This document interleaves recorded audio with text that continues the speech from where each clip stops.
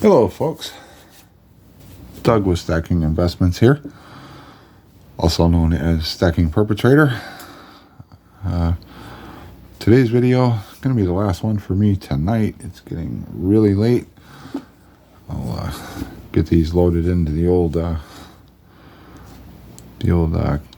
laptop machine and get them ready to put out. I'll probably do that in the morning. I'm getting awfully tired. Been going 7 days a week for a while. But anyways, I want to touch in on a subject I mentioned in a few videos back about me possibly dumping 25% of my constitutional stack now that silver has not really gone up. It went up. I guess I did one video where I was talking about it, and I was talking about 21, but by the time I released the video, it was pushing 20, a little over 22. The night I'm filming this, I just watched, and it's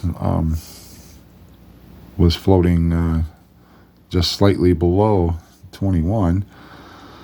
So, but the premiums on this stuff is out of sight. I mean, I'll pull my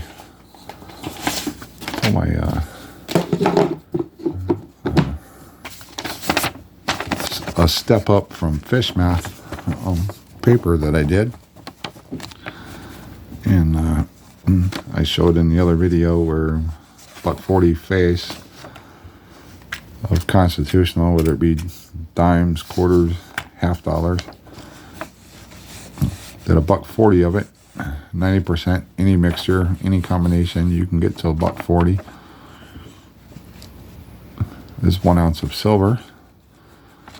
But the current rate, on my first trip back to my LCS after the road trip with my dad, it's going for 24 times face. I know some of you are getting a little cheaper. Some of you find it on Facebook groups and all that cheaper. But currently, 24 is a going rate. Keith with Coin Crew up in Michigan, his brother, forget where he's at, I think he's in Oklahoma, his shop, he said it's going for 24. Even Robert with CoinOp said that 24 times face is pretty much the going rate around. So if you can get it cheaper than 24, you are doing very good. I did, when I got up this morning, I did got on the old Google machine, did the little skiddly do. I hit I can't remember if I did 3 or 4 of the major online retailers, and $1 face and Walkers and Benji's on the online retailers are 28 times face.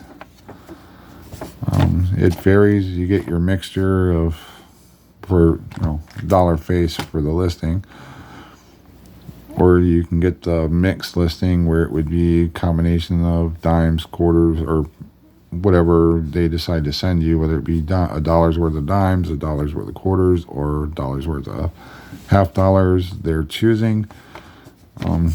You were still looking at a little over 26 for $1 face. The only way to get it back down to 24 times face was to buy a $100 bag. It's like, oh my God. Starting to see the barbers being priced higher. Those are, I think, at a little over $30 times face on the online big time retailers that we all know and love, like JM Bullion, AppMax, SD. I can't remember the other two. Silver Gold Bull. I forget the other one I looked at, but constitutional is going crazy. I know there's a lot of talk with, there's a silver shortage. I totally do not buy into that at all. My LCS is flush with silver. Go watch Coin Crew, Keith and Angel, their shop. Look at all the showcases they got, flush with silver in there. May not. Let me back up a second. I don't believe there is a silver shortage in general. I do, however, believe that there is a shortage of certain products. I don't buy into the silver shortage because everywhere I look, they're loaded with silver. Even Pirate Stacker, I watched one of his videos, and he was talking about one of the places he went to just had silver everywhere. I think DA, Dissident Aggressor, said his the LCS where he went into loaded down with silver. So I don't believe there's a silver shortage. I just believe there's a certain products. So maybe you want like 10-ounce press bars, but you can't find them anywhere. Okay, there's a shortage. That doesn't mean because you can't find 10-ounce pressed silver bars doesn't mean that there's a silver shortage. No, there's just a shortage of the availability of 10-ounce press bars. Same, and you can apply any silver round bar, sovereign coin, whatever, collector coin, whatever. If LCSs don't have it, it doesn't mean, or a particular item, or the particular silver, whatever it is you're wanting to buy for your collection, doesn't mean if you can't find it anywhere, that doesn't mean there's a silver shortage. It just means there's a shortage of the availability of the product you're looking for, and that varies. My LCS, they got a bin $80 in dimes. They had a bin of $100 face and quarters. They had another bag, $100 face bag of quarters. But they had like 6 $half in their little bin. So, but then they have plenty of Eagles, plenty of Krugerrands, plenty of Britannias, whatever the new Queen's Beast thing is. They had a whole tray of those. They had a few pressed 1-ounce bars. I bought one, showed you in a video. They have a new style from a company, the buffalo with the Indian on one side and the buffalo on the other side. They had 2 trays of those out. They had some other OPM or whatever mint that is. Plenty of those rounds. They had kangaroos. They did not have any maples in stock, and I think they have a delay on getting maples, but they had some off-brand 5-ounce bars. They had a whole tray, which they keep in stock, of poured 10-ounce bars. I think it's the Italian version that they're stocking. So I mean, they have silver. But they don't have any 10-ounce press bars in the showcase. They don't have any maples, but they have a lot of the other stuff. So, it is what it is. But getting back to the stuff here, I said I was seriously contemplating dumping 25% of my constitutional, because at the going rate of 24 times face, that's $33.60 an ounce, making this the highest premium silver out there that you're getting right now. It's just absolutely ridiculous. I think what it is, there's a lot of stackers that are putting this away, and this was pushed as your cheap stack or cheap way to stack silver, because we were getting it, if not at spot, maybe occasionally you get it under spot, or just like a buck over spot, whatever. But this used to be your cheapest thing. Well, I think because the supply, people are hoarding up on this, and obviously they can't make any more of it, and that's what's driving the price up.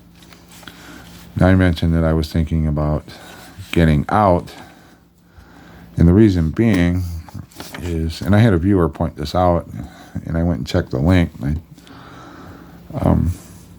They said they were on an auction, and they bid on a bunch of items. They won one, but the average price of the silver, which was mostly 90%, but it was, I noticed in the auction, it wasn't like rolls like this. It was in proof sets. And I went through, they had a sheet up of the items for sale, and then they had what they actually sold for. What they had gray sheet price, what gray sheet was saying, and then what it sold for in the auction. Because I looked at the spreadsheet after the auction, and they were right. Now the pre-56 proof sets, they went for, or those were pretty pricey, but that's because the pre-56 proof sets are pricey to begin with. I'm still trying to track down a 50 proof and a 51 proof to officially finish off my Benji collection. And those are pricey. Those are not cheap. I'll be lucky to find a 51 for $300, and a 50 I may have to splurge and go as high as $400 to get one, because they were limited mintage. So those sets are gonna be pricey. But then when it got into the modern, once you got into where mintages were higher and everything, some of the more modern set in the early 2000, like 2003, 2004, 2005, up to 2006, their sets were selling at those sets with the silver in them were selling at 35 times face. That was the price they were getting for those, and they suggested I go on an auction and sell my silver to get the maximum thing. I don't really feel like doing an auction. I just don't do that. I'm definitely not going to take it to the coin shop, because I'll be lucky to get 19 or 21, and I know the better option is sell peer-to-peer. I still have to go through and pull out some coins I want for some album projects I'm working on. As far as my walkers, I got to do the same with my Franklins. I got to go through and pull out what I need for my collections. Make sure I got what I need there before I sell those off. I have Kennedys, 64 Kennedys, which I really don't care about those. So those are automatically ready to go. Go through some of my dimes, some of my barber stuff, see what I'm willing to part with, and figure out, at this point, not going to sell it all, but I'm seriously thinking of dumping about 25% of the stack. Most people are in agreement on that, because I will be taking profits, because I got most of it, not all of it, but most of it at 10, 12, 13, 15 times face is when I bought most of my constitutional. So at 24 times face, I'm going to make I'll be in the profits on that. I did have and I knew it would happen. I did have, excuse me. I did have a couple viewers comment that, the old, don't ever sell your silver, hold, don't sell it, hold. Well, I'm going to show you why that's not always the best advice. And that's why I've slacked off on a lot of the larger channels. I don't watch as much of their videos anymore, because they, I don't know, some of them have just got away from the original concept of why you stack in the first place. And they're just always pushing and pushing and pushing, buy it, put it away, don't sell it, don't, hold it. This is your financial security. You want to pass it down to your kids. Okay, in some ways I can agree with that, but you're missing the boat if you're not watching the market. I know I've talked about this several times in different videos, but I bought a lot of my generic stuff when I first started in 2019. In I can't remember when it was, 2021. It's either the end of 2020. I think it was the beginning of 2021. I forget. it's been a while. I took 128 ounces into my LCS and I traded at 64.21. That's when silver was pegging, was going over 27, tagging 29. It was floating around in that area. Everybody thought it was going to the moon. This is its moment. It's taken off. It's going. And I saw the ratio drop. Talked to my LCS. They agreed to the trade. We did the financial, what they were going to pay me for my silver and what the gold coins cost. So all I had to do the little bit of math and figure out how many ounces of silver at the price they were offering me for the silver to equal the price that for the gold coins. And I swapped out 128 ounces. I got a St. Gaudens, I got a $10 Indian and a $10 Princess. I then, almost a year later, took those in because I saw some increases in the value of those coins outside of just the gold. The numismatic value of those had went up slightly, and I sold all three of those coins. In the end, what I paid for the silver and what I got for the gold when I sold it, I made a little over doubled my money. So we're talking, I went with an original investment of the 128 ounces was right at $1,900. When I sold the gold coins, I got almost $4,100 for the three coins. So I more than doubled my money. And I remember when I first did the trade, a lot of people laughed and like, "Oh, I'm not going to play the gold silver ratio unless I'm getting 15 to 1 or 16 to 1 or whatever it is." And but I played at 64 to 1, got into the gold. And basically where the people that are saying hold, don't ever sell, this is where those people are missing out on the boat. You don't have to do this with your entire stack. You can do it just like I did with a portion of the stack. And this is just for demonstration points. But I took my original silver, let's assume this is 128 ounces, and I traded it in for those three gold coins. But this was my original investment.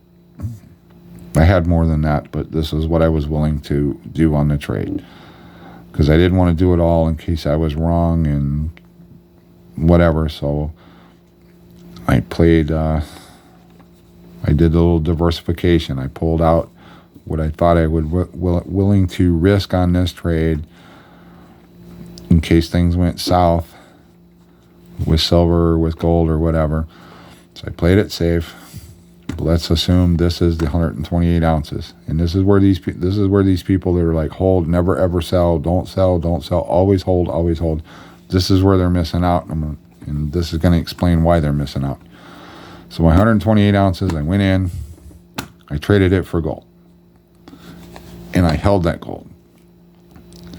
And then I saw the price, a trigger point for me to do something else and take some profits. So I sold my gold. Granted, it went into cash form, but I set the cash aside and I rebought in. Where am I standing now when I rebought in? Because I got rid of my silver, got the gold, so I have no more. I don't have the 128 ounces. I got the three gold coins. I sell the gold coins, hang on to the cash. I wait for the dips. I take the cash, and now I've got this. Okay, we're pretending, just for reference, that this is 128 ounce and this is another 128 ounce. This is what I got out of that deal. I started with this and I wound up with that. Now I want those that are the hold, don't ever sell your silver, don't play the gold to silver ratio, just hold it, don't ever sell. If I followed that philosophy, I would only have that. This is what hold. Don't ever sell got me. By doing what I did, I went from that to that. And that's why I'm not in no way saying this is what you should do. This is totally what I'm doing. This is my journey, what I've done. And this is by doing the trades like this, by selling off, taking profits, holding back on the, waiting for the pullbacks to buy back in, doing stuff like that is what is allowing me to show you a lot of silver. It has allowed me to take profits, roll it over to finish my Morgan date mint mark set. That's how I fund some of this stuff. Now, granted, some purchases come out of pocket and everything, but I play the ratio. I take stuff in, I sell it when I see trigger points. I take that money and then I reinvest in so I can go from this to this. Then I can turn around and go from this and come back in the market to that. With the same amount of, with the original, I'm doing it with the original investment that I put into this. I took what I originally bought here, turn it into this, do some more swaps, some more trades, buy back in, and then I got this, and it didn't cost me anything extra because it's still based all of this accumulation on some trades, doing the gold silver swap, selling at the right times, buying back in at the right time. Took me from an original investment of this to that, to all of this. And all of this, originally, the money, my total out-of-pocket money for all of this was the original investment in this. So when you hear everybody talking about hold, don't ever sell. Yeah, I can see where that would come into play for some people that might have smaller stacks or whatever. Yeah, you're gradually adding to, you're going at the turtle place, and the turtling usually wins out because you're slowly buying in. You're buying in at different prices. Sometimes you're buying in when it's high, but then you're buying in when it's low. If you have a small stack, I don't recommend doing this.